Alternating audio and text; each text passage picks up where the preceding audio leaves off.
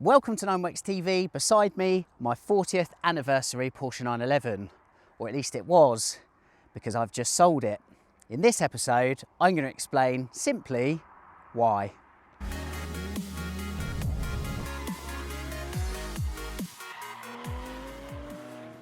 All right then, thanks everybody for watching this latest instalment where we're focusing on one of my cars, or as I said, one of my old cars, because as of yesterday, I sold this car, unfortunately. I'm super tight on time today, so this is actually going to be done in a one-take wonder. So it will be unpolished. I apologise in advance. We'll have a quick walk around the car, then we'll jump in, we'll go for a drive. I'll explain what I love about the 40th anniversary. I'll explain what hasn't worked for me, and then I'll finish up with a really honest ownership assessment and ultimately letting you know why I've sold it, okay? Many things can go wrong. Let's see how we get on. So to walk around the car, I'm going to fire up the handheld gimbal. I'm going to turn you off once this is rolling. There we go. Amazing. So you're done. And we'll flick round to the 40th anniversary, which I picked up from Paragon Porsche 2.5 years ago, April 2023. It had 49,000 miles on the clock. It's now got 55. So I've done 6,000 miles in those 2.5 years. The car hasn't really featured on YouTube. I've kind of shied away from it. The whole premise of this car is kind of everything that Little Irish isn't, in the sense of it's a very nice car, great condition. I've not seen one in better condition, if I'm honest, which is, I mean, it's highly believable because it's a Paragon car. So it was a car for a rainy day, a car for futurely to enjoy the fruits of when the finance was all paid off, and by which time the world would have fully understood that these cars have been so underrated. And not that it was an investment, because it's the wrong type of car. You need a lot more cash to chuck into a Porsche for that, but just a car that I think, look, I could enjoy, have a good few years of ownership, long term, and yeah, it would stand me in good stead long term. I've covered the specs of the 40 Jahre previously, so I won't go into it today, but you know the score, in my opinion. Basically a pre-GTS, albeit with a limited numbered production run. I want to do that again, by the way, because, like, again, this is where it's a Paragon car. Just, it is exquisite condition, a real time warp. But yeah, I'm getting sidetracked, aren't I? But yeah, look, limited numbered production run, as it says there. Hi to the cameras that are on, by the way. And just an exquisite place to be. The 996/40 Jahre was the best of at the time. It gave us everything, including power kit, limited slip differential, sport exhaust was optional, of course, and a host of other things. So 345 horsepower, which was up from the normal 996 C2, and a load of other bits and pieces. I've done a quick walk around. I'm now going to jump in the car and we'll go for a drive. So just bear with while I lock the cameras away, okay?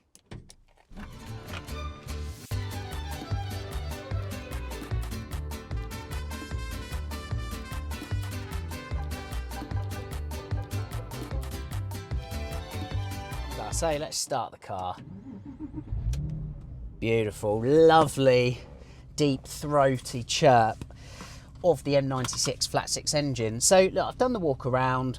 As I said, this 40th anniversary 911 limited numbered production run, 1,963 units made, or offered to celebrate what was at the time 40 years of continuous 911 production beginning in 1963. As I've said previously on the channel, there was nowhere near 1,963 cars made. According to the 40th anniversary registry, I think the latest car they've found in terms of number is 1,600 and something.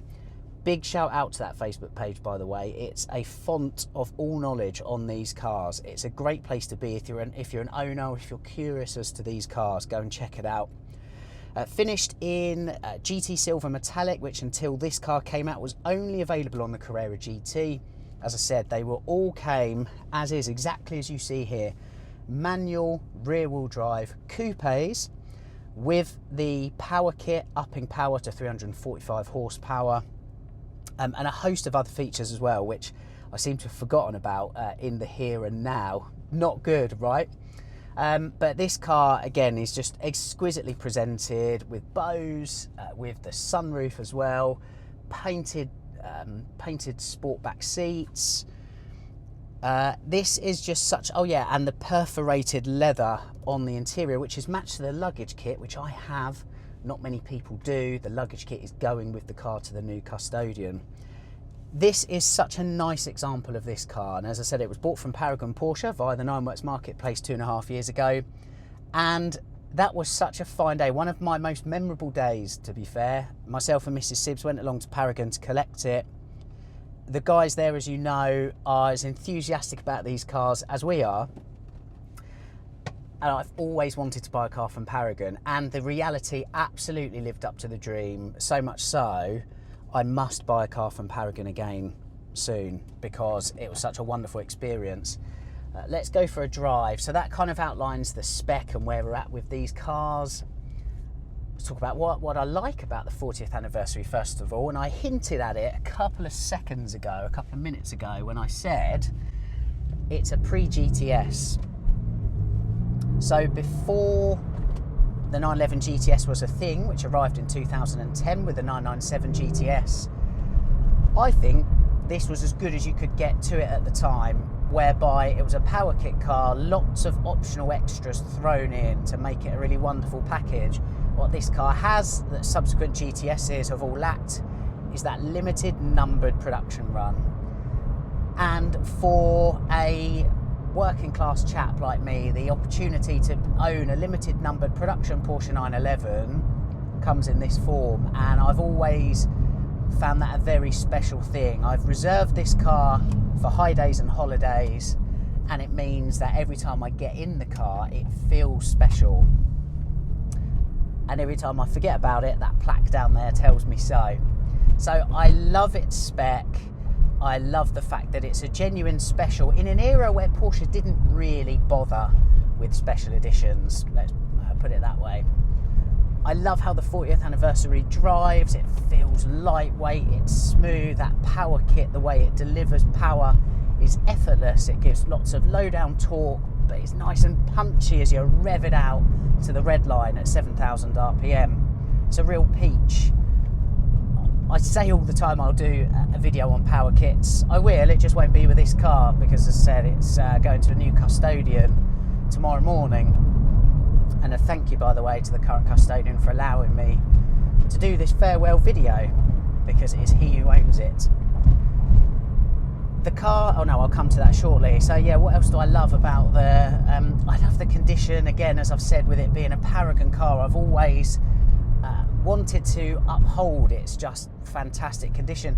The word time warp is often overused, particularly on YouTube or certainly in the modern world, but this is exactly it. I benefited from a 12-month warranty with the car, and it's just cost me nothing other than a battery I put in, which was after the 12 months came up.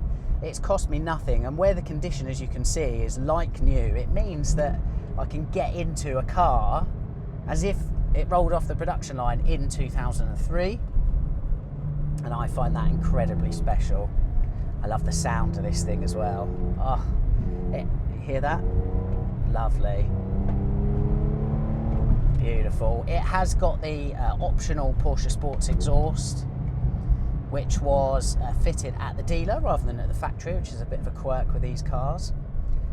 I think it just unlocks the very best of M96, that gruff, beautiful, almost baritone kind of sound, really. Very different to the DFI engines that followed.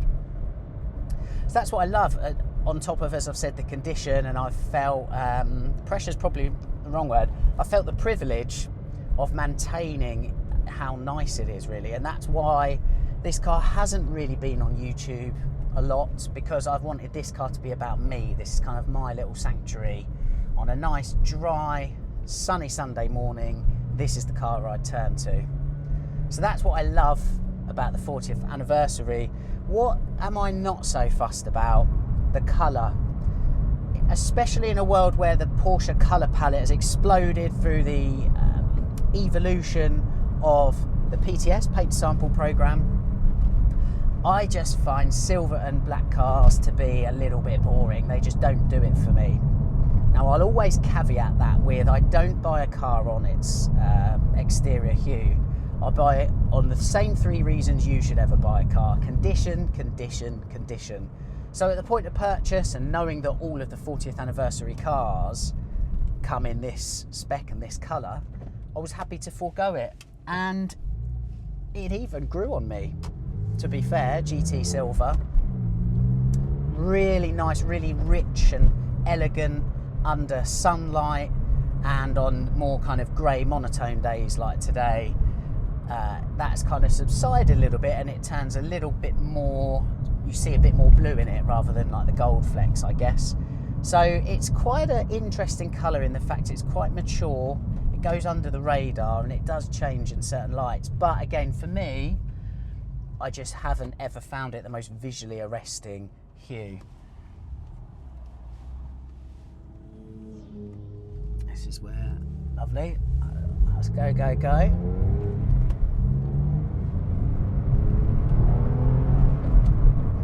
I'll short shift at 5k out of respect for the new Custodian. So yeah, the colour ultimately for me is just, while it has grown on me slightly, I just don't dig silver cars, or black cars for that matter. I've owned a black 911 previously, and I've owned a silver one.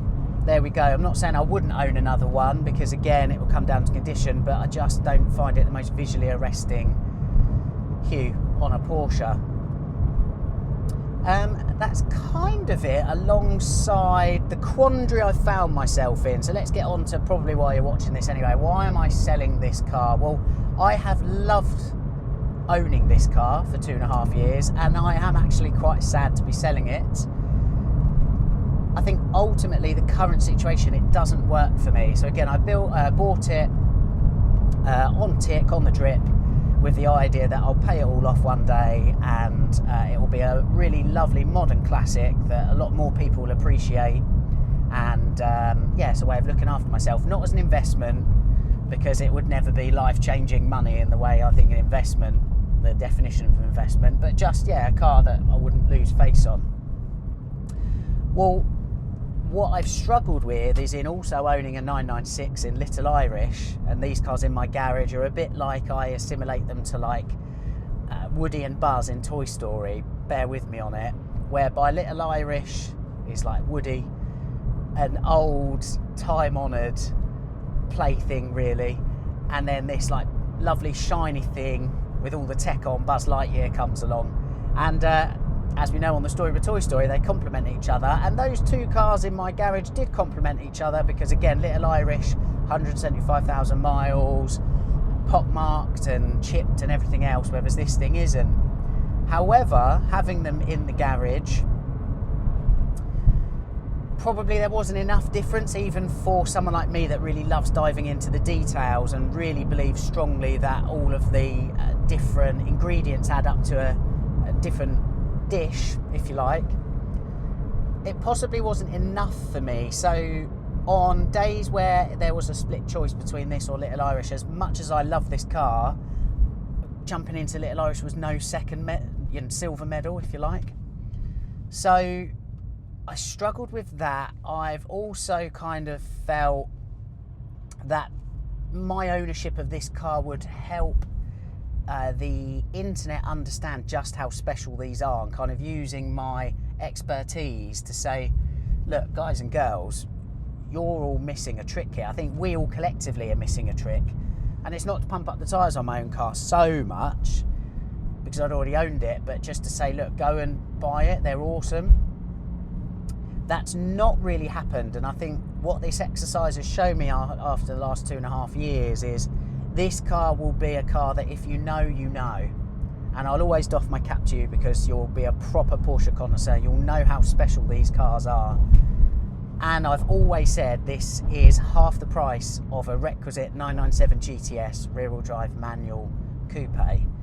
But it's no way half the car. It's no way half the car. It's such a brilliant thing. But I just think that in Porsche enthusiast circles, the everyman and woman, probably that's never going to be realised. Not to the extent that I think it should be, because this is honestly such a hidden gem. And I really hope these values go mental when in 20 years time, 10 years time, whenever I look back and I go, you Wally, you should never have sold that, Lee. But that's what I would love to happen. But whether it does or not, I just don't know, not to the extent that I think they should. And so it comes down to how I like to live my life. And I say all the time, particularly on 9 Works Radio, you know, we're here for a good time, not a long time.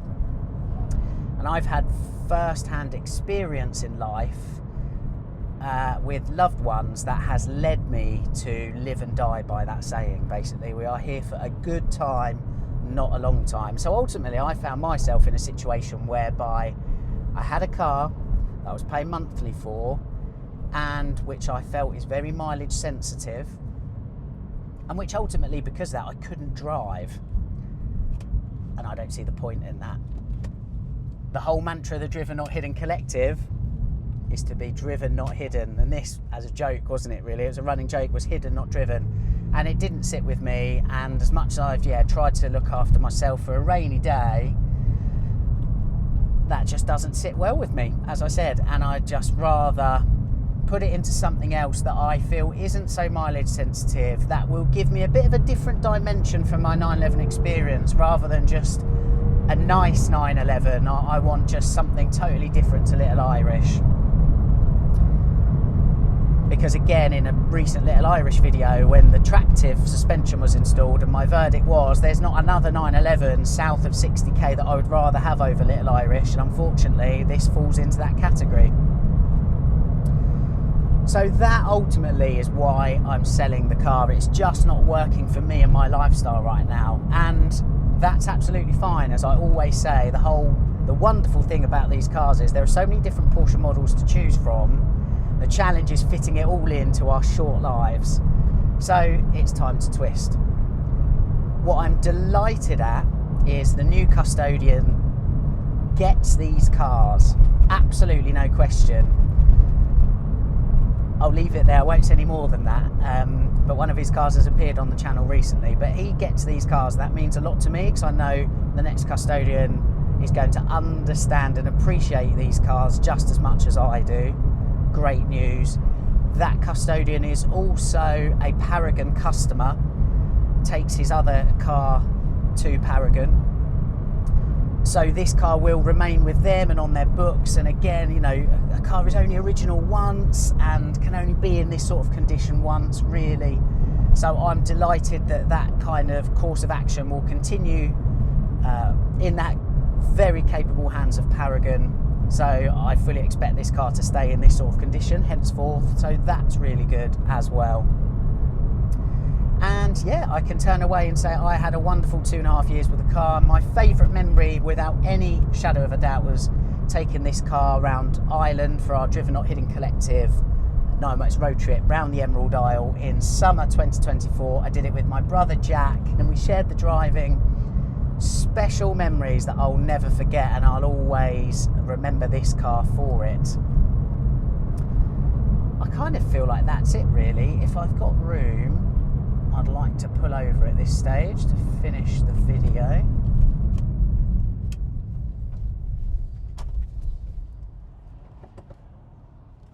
Fantastic. So we have covered, and you know, again, this has been a one take, so it's not polished, so thanks for bearing with. So I've covered what I love about the 40th anniversary. I've covered what I don't like about the car, and I've told you why I'm selling it. That's it really. Where are they at now? You know, the big question is, did I get the money back that I paid for the car? The answer is no. The market has obviously rescinded in that 2.5 years, or receded, since I bought the car. I'm not mad about that, to be honest with you. What I will say is there are some cars that I've seen going on online auctions for like way below what I paid. What I will say is, you know, and I just don't believe in online auctions. I don't believe in the concept, you know, and that's not a slight on anybody that bids on them and runs them. You know, you do you, that's fine. But I just assimilate it to, you know, that program where the geezer stands by an old clapped out shipping container and he takes all these bids from people, and then at the end he whips open the door and you see if there's any gold or guff in there. Basically, that's just what I view an online auction as. You know, you just don't know what you're getting ultimately. So I take the values and recent sales of cars in those auctions with a complete pinch of salt. This one's a minter. So I do therefore want to say a very big congratulations to the new custodian of this 40th anniversary. He, like hopefully you at home, will understand and appreciate just how special these cars are. A real highlight in Porsche 911 history, particularly at this time. And yeah, a pre-GTS, if you're considering one, my advice is go and get one. It's the high watermark of the Porsche 996 outside of the GT lineup. And as a recent video showed, I think it is the car of the decade of the noughties away from a GT lineup. These cars are that special, and if you're paying 30s or 40s like I did for this car, I still view that as a steal. Time will tell, of course, but there we go. Thank you for rolling with the punches in this one take wonder on why I'm selling the 40th anniversary. Thanks for all your inputs and likes and subscribes and comments and shares and general love that helps power this channel. I hope to bring more news soon on where I'm going to next. It's obviously going to come via the Non-Works Marketplace. Until then, I'll see you in another episode soon. Thank you very much for watching.